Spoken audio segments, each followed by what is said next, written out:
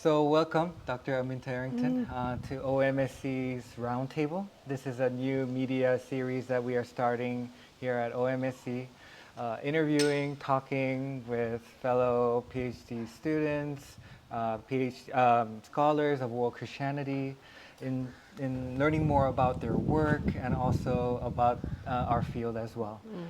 It's a great honor to have you here with me to talk about some of the projects that you're working on and your thoughts about the field. Thanks for having me. Yeah, thank you. Just so that our listeners and our viewers can learn more about you, do you mind sharing something about your academic background, where you did your master's or where you did your PhD? It's kind of varied. My master's was in international relations at Johns Hopkins University, their School of Advanced International Studies in Washington, D.C. And then many things happened, as is the case with women generally, a very winding path. Then I did a PhD in intercultural studies several years later through Biola University. Finished that in 2014, and then felt the need to get some more theological training. So then graduated from Calvin Seminary with a master's in theological studies a few years ago. And then currently I'm enrolled in a PhD program in New Testament theology at the University of Otago in New Zealand. Wow.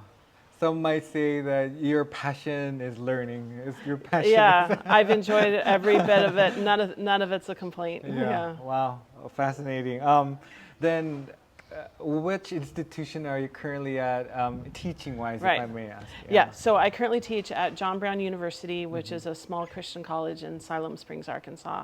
I'm in the Bible department, teaching intercultural studies as well as Old Testament and New Testament survey. Oh, wonderful. Then, do you mind sharing what are some of the courses that you've taught over the years? Yeah, so besides Old Testament and New Testament survey, I teach research methods, so qualitative research methods, focusing on ethnography as well as other paradigms within qualitative research. I also teach intercultural communication, usually every single semester, and then cultural anthropology. And then one time I've taught a course just on the Gospel of Luke, which was interesting as well. Well, some might wonder why you might be teaching on some of those methodological classes, but I think that will relate to the next answer you'll give me in regards to what are some of the book publications you've done, some of the projects that you've worked on that you can highlight. Yeah, thanks for that question. So I'll talk about two.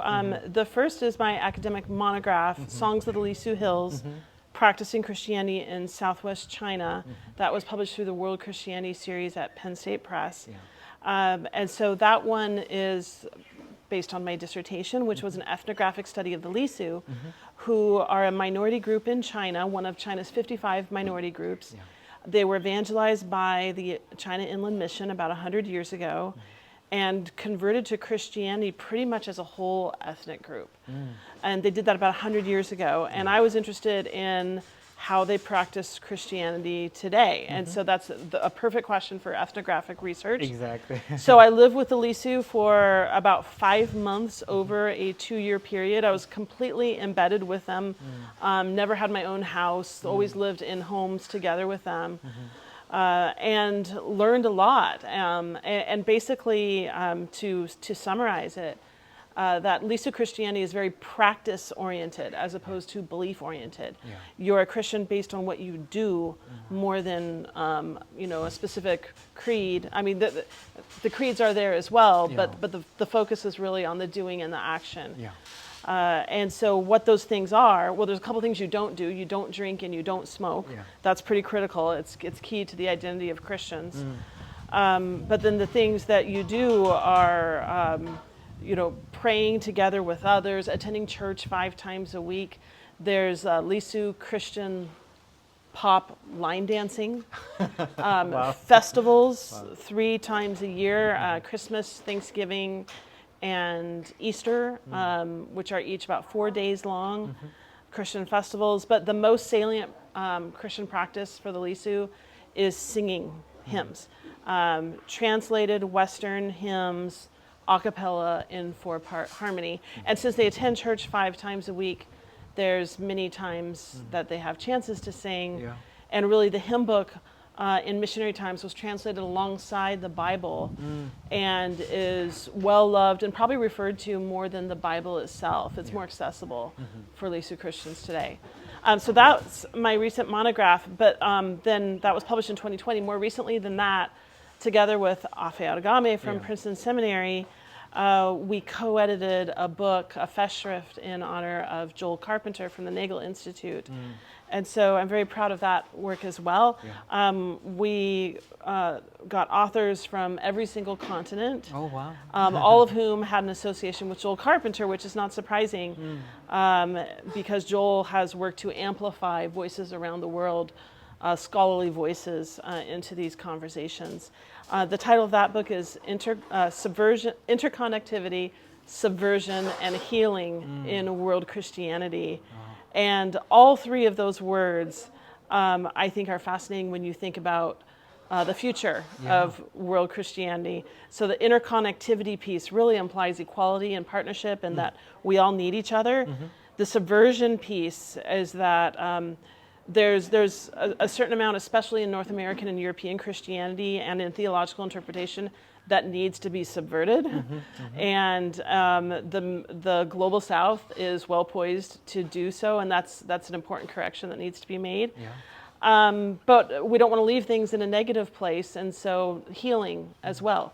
So interconnectivity, subversion, and healing, which I think is necessary, whether you're from the global South or from the global North. There's some healing that needs to happen, and in connecting with one another, and and in interpreting scriptures together, I think that healing can happen. Wonderful. Thank you for sharing that. I think that's wonderful.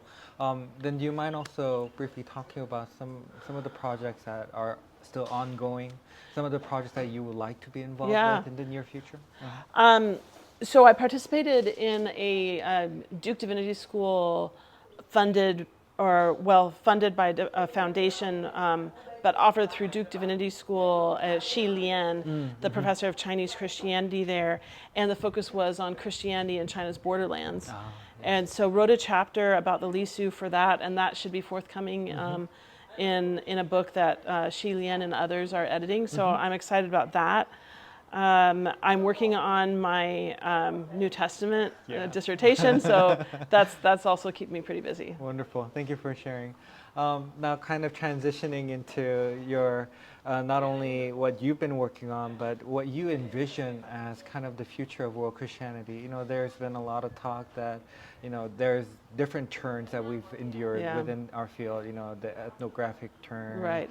And, discussions about methodology, about, theology and so forth. Yeah. But Dr. Arrington, what do you envision about the future of world Christianity? What is missing? What needs to be discussed more?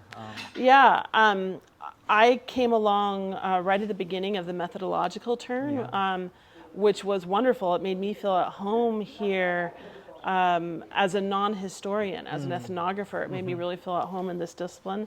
So I'm still very much embedded in the methodological turn and think that there's still more work that can be done there.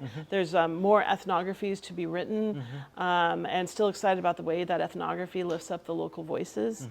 But ethnography, both history and ethnography, are description. And so I wonder about the relationship between world Christianity and theology. And that is a bit fraught, and I think we haven't really worked out the contours of what that relationship should look like. The field of religious studies or history of religions has put up some pretty high boundaries in terms of faith and theology. And while those, I think, are done for necessary reasons, still the intrinsic ties between world Christianity and theology are natural. And they should inform one another. And so I think we have some work to do to figure out how best to do that in a really generative and productive way. I think I'm also very excited to see kind of some of the thematic ways that world Christianity moves forward. This conference is a great example, focusing on women and gender. I think in future conferences we'll see foci on like justice and social action, race and ethnicity, racism.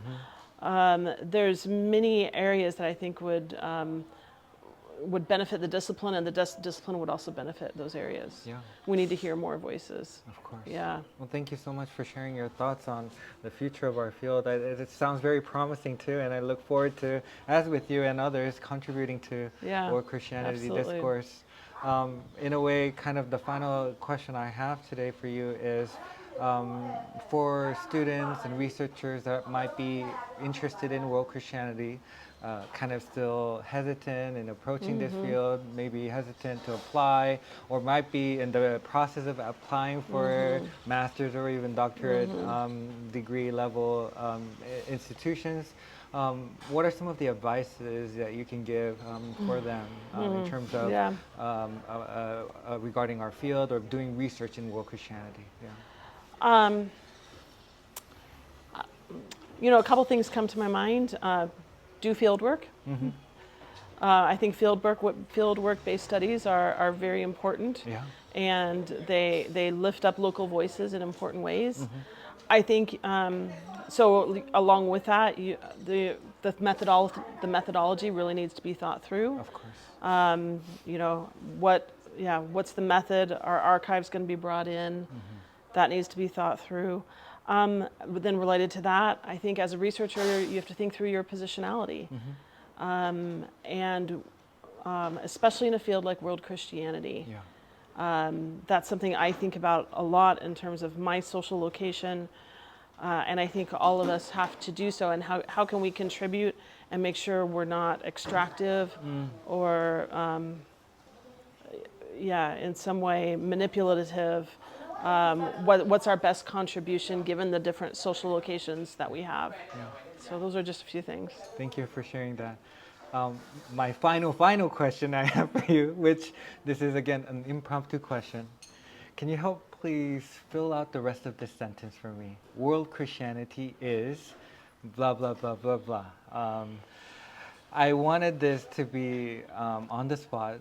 What comes to mind right away when you have to say world Christianity is so forth? So can you help me fill the rest of that sentence?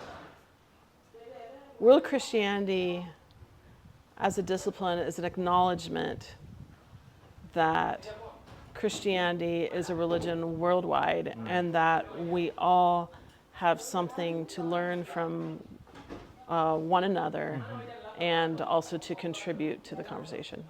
Wonderful. Thank you so much for answering that so wonderfully. Dr. Arrington, thank you so much for your time today. Thank you. I really appreciate it. Thank you.